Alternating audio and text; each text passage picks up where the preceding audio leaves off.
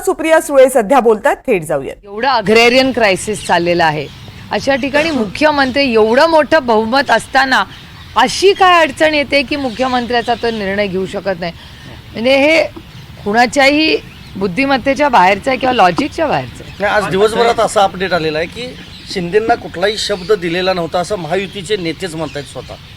हो, पण तो त्यांचा अंतर्गत प्रश्न असेल ना. आता कोणी कोणाला काय शब्द दिला, कोणी फिरवला, आता देव जाणे. कारण तुम्हाला आठवत असेल 2019 उद्धवजी हेच सांगत होते. म्हणजे योगायोग बघा की 2019 जसं कमिटमेंटचा इश्यू झाला आहे तसाच 24 झाला आहे. हे खूप इंटरेस्टिंग आहे. भाजप सत्ता स्थापन करत असताना कायम अडचण येते. मग 14 साली पण अडचण आली, 19ला पण आली, 24ला पण येते. दरवेळी असं का होतं, काय वाटतं? भारतीय जनता पक्षाच्या मित्र पक्षांनी याचं उत्तर दिलं पाहिजे ना, मी कसं देणार. यावेळेस हा प्रश्न निर्माण झाला आहे की शब्द दिला नव्हता भाजपचे नेते म्हणतात, मात्र शिंदे यांच्या वतीनं कोणताही नेता म्हणत नाही की आम्हाला शब्द दिला नाही म्हणून. त्यांनी असं सांगितलं की प्रॉमिस दिला आहे, तर आम्हाला खात्री आहे की भाजप हा प्रॉमिस पाळेल. हो, पण मग 19 उद्धवजी हेच म्हणत होते ना.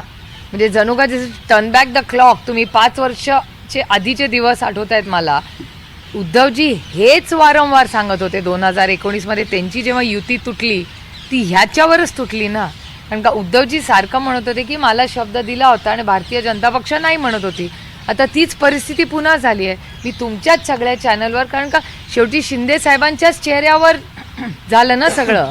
तो शिंदे साहेबांचा करिश्मा होता, हे आपल्याला मान्यच करावं लागेल. ठाकरेंना जसं फसवलं तसं शिंदेना फसवले, भाजप फसवते असं म्हणायचं. आता याचं उत्तर तुम्ही शिंदे साहेबांच्या सेनेला विचारायला लागेल. मी कसं उत्तर याचं देणार. पण एक मान्यच करावं लागेल की भारतीय जनता पक्ष किंवा आम्ही विरोधी पक्षात आहोत. आम्ही काय नुसतं शिंदे साहेबांचं कौतुक करणार नाही, पण एका सशक्त लोकशाहीमध्ये शेवटी आम्हाला मान्यच केलं पाहिजे की शिंदे साहेबांचा चेहरा घेऊन जी महायुती उभी राहिली त्याला यश मिळालं आहे. हे आम्हाला, म्हणजे आमचे बरेच त्याच्यात मुद्दे आहेत, पण ह्या क्षणीत आम्हाला मान्य केलं पाहिजे की शिंदे साहेबांचा चेहरा घेऊनच हे लोकांपर्यंत गेले.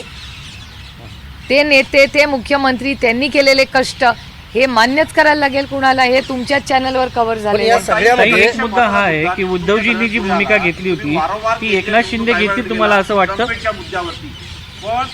निवडणूक आयोगाने पिपाणी काही हटवली नाही, त्याचा मोठं नुकसान तुम्हाला झालेलं आहे. हो, अहो data speaks louder than words ना. डेटाच बघा ना.